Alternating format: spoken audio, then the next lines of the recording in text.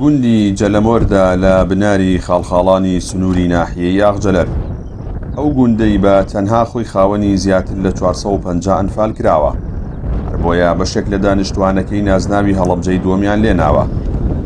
باش 32 ساڵیش لە ئەنفالکردن و پرۆسەی جینۆسایدکردنی لە ئێستادا دانیشتوانی گوندی جەلەمۆر نیگەران و تووڕەن لایەنە پەیوەندیدارەکان و دەڵێن پاش ئەو ماوە زۆرە هێشتا سیمای وێرانکاری بە گوندەکەیانەوە دیارە و گیرۆدەی نەبوونی خزمەتگوزارێ سەرەتایەکانن.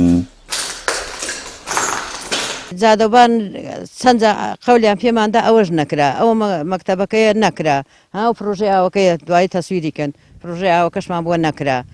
هیچ خزمەتگوزاریەکی وا نەکراوە بەو شێوەیە. دیەکەیان چۆل کرد، دەبای دیەکەیان ئاوادان کردایەتەوە، وەڵڵاهی لەبەر ئەوەی مەکتەبەکەی نییە مامۆستای بۆ نەکرا، مەکتەبەکە هەیە مامۆستای نەهات.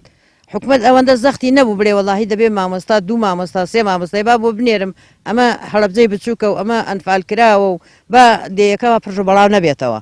داواکاری ئێمە نەک 4 بارە 1000 بارەیە ساڵی پار ئەلێرە هەر لەم شوێنی کە ئێمە لێوەستاوین بەڵێنی زۆریان پێماندا بەکردنەوەی دەرگای قوتابخانە بەڕووی خوێندکاران، بەکردنەوەی بنکەی تەندروستی ناردنی معاون توپ، چاکردنی ڕێگاوبان، بەڵام وەک ئەیبینن تەسویرەکە دەرکەوتووەکەوە بەڵێنەکان زۆربەی لە 100% بێکردارە. زۆر بەداخەوە بۆ حکوومەتکەوە ئەم دێی پژووە خستووە کە بە هەڵەبجەی دووەم ناسراوە. بەڕێوەبەری ناحیەی ئاغجەلەریش دەڵێت لە ماوەکانی ڕابردوودا دەرخستەیان بۆ ڕێگای گوندەکە کردو و پێشکەشی وەزارەتی ئاوەدانکردنەوەیان کردو و چاوەڕوانی وەڵامن. لە ئێستاشدا بنکەی تەندروستی گوندەکە دەوامی تێدا دەکرێت. پرۆژە خزمەتگوزاریەکان دیارە ئێمە لە ڕێگەی خۆمانەوە کەشف و دەرخستەی تایبەت بە قیرتاوکردنی ڕێگەکەمان ڕەوانی سەروی خۆمان کردووە. لە هەمان کاتا بەندە لە کابینەی پێشوا سەردانی بەڕێز وەزیری پەروەردەم کرد سەبارەت بەکردنەوەی قوتابخانەکەیان، بەڵام ئەمانە هەموو تا ئێستا ئەنجامێکی نەبووە.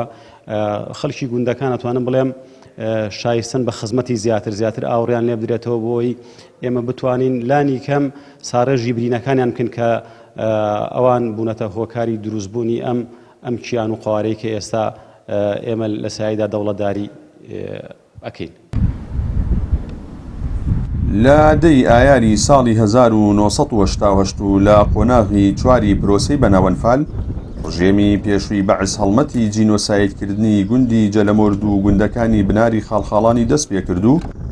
لەو هەڵمەتەشدا 480 هاوڵاتی گوندی جەلەمۆرد و زیاتر لە 1600 هاوڵاتیش لە 10 گوندی بناری خاڵخاڵان بێسەر و شوێن کران. جەلال جەواری کەناڵی ئاسمانی پەیام گوندی جەلەمۆرد لە سنووری ناحیەی ئاغجەلەر.